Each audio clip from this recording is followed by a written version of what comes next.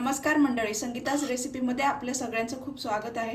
तर हे आज मी बनवणार आहे मस्त मिरची, हिरवी मिरची आणि शेंगदाणे घालून बनवलेली मस्त ही चटणी। तोंडी लावायला खूपच छान आणि तोंडाला चव आणते। आणि आपण हे भगरीच्या भाकरी सोबत किंवा याला वरई पण बोलतात, वरईच्या भाकरी सोबत अशी मस्त खाऊ शकतो। पोट भरून राहतं आणि खूपच मस्त आहे। कधी कधी आपल्याला गोड पण खायचा कंटाळा येतो, तर तुम्ही अशी चटणी नक्कीच बनवा। अतिशय सोपी आहे आणि खूपच लवकर होते, तोंडाला चव आणते। चला तर मग सुरुवात करूया कशी बनवायची चटणी ते। तर हे पहा, त्यासाठी आपल्याला आम्ही मिरच्या घेतल्यात, स्वच्छ धुवून घेतलेल्या आहेत। अशा पोपटी कलरच्या मिरच्या घ्यायच्या, म्हणजे त्या जरा कमी तिखट असतात। आणि ज्या डार्क कलर असतात हिरव्या मिरच्या छोट्या छोट्या, त्या खूप तिखट असतात।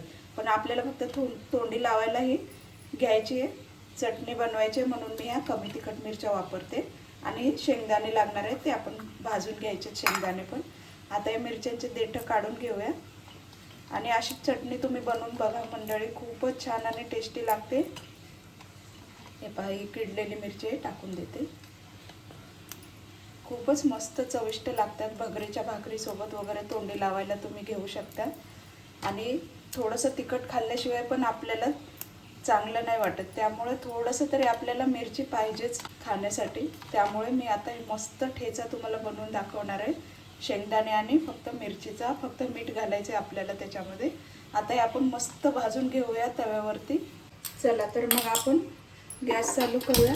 हे पहा, मिरच्यांचे मी असे दोन दोन तुकडे करते, कारण हे खूप लांब लांब मिरच्या आहेत आणि व्यवस्थित भाजण्यासाठी मी याला दोन दोन तुकड्यामध्ये कट करून घेते, म्हणजे व्यवस्थित भाजल्या जातील आपल्या मिरच्या। हे पहा, तवा गरम झाला, आता हे आपण टाकूया, त्याला मस्त आपण भाजून घेऊया। तुम्ही असं ठेचा नक्कीच बनवून बघा, खूपच खमंग आणि टेस्टी लागतो। आणि उपवासच असला तर असं काय नाही, आता अशाच मिरच्या भाजून तुम्ही याच्यात लसूण पण घालून वाटून ठेवलं तर रोजच जेवणासाठी पण दुपारी थोडीशी जरी तोंडी लावायला घेतली ना, तर खूपच छान टेस्ट येतो आपला जेवणाला। आपण याला छान असं भाजून घ्यायचे, हलकसं ब्राऊन डाग येऊ लागलेले थोडे थोडे। छान अशी खमंग भाजली ना की ह्याला खूपच छान स्वाद येतो। आता आपल्याला काय करायचंय, याच्यावरती थोडंसं तेल घालायचं आहे आपल्याला।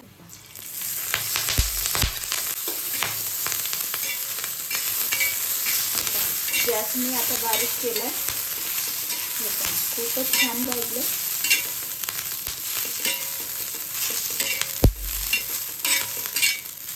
जरा सांभाळूनच तुम्ही हलवा, कारण ह्याच्या बिया ज्या असतात त्या अशा तेल टाकल्यानंतर उडून तुम्हाला चटके लागू शकतात, त्यामुळे जरा सांभाळूनच मिरच्या भाजून घ्यायचं।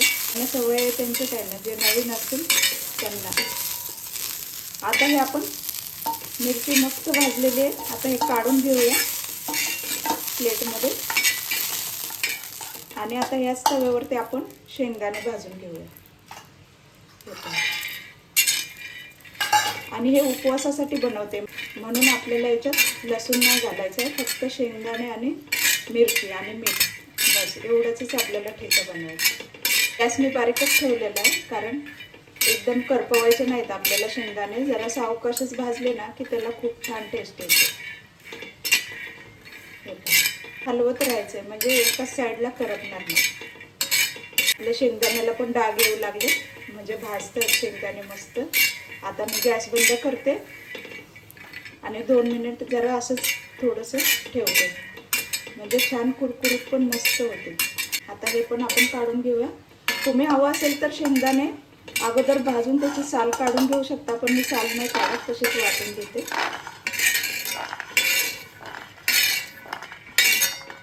आता हे आपल्याला थंड करून घ्यायचंय आणि नंतर वाटायचंय। मिरची आणि शेंगदाणे थंड झाले, आता आपण वाटून घेऊया। थोडंसं चवीपुरतं मीठ घालायचंय, तुम्ही तुमच्या चवीनुसार घाला। ही अशी चटणी बनवली ना खूप दिवस टिकते,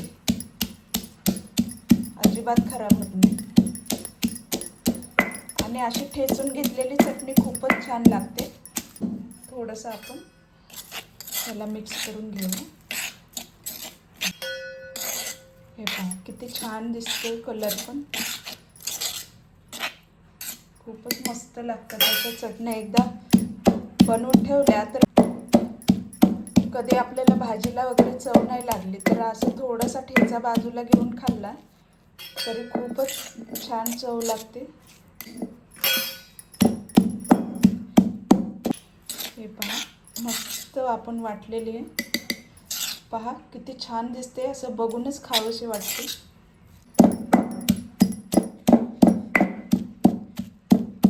आपल्याला जास्त बारीक नाही करायची. आता आपण काढून घेऊया. ही अशी चटणी बनवायची आणि एखाद्या बरणीमध्ये भरून ठेवायची डब्यात. फ्रीजमध्ये ठेवली तरी पण चालेल. आता ही मस्त उपवासामध्ये आपण भाकरीची भाकर वगैरे बनवतो तर त्याच्यासोबत खायला खूपच टेस्टी लागते. ही चविष्ट लागते, खूपच मस्त. तुम्हाला ही रेसिपी आवडली असेल तर नक्कीच लाईक करा, कमेंट करा, शेअर करा आणि सबस्क्राईब करायला विसरू नका. चला तर भेटूया नवीन रेसिपीमध्ये. थँक्यू.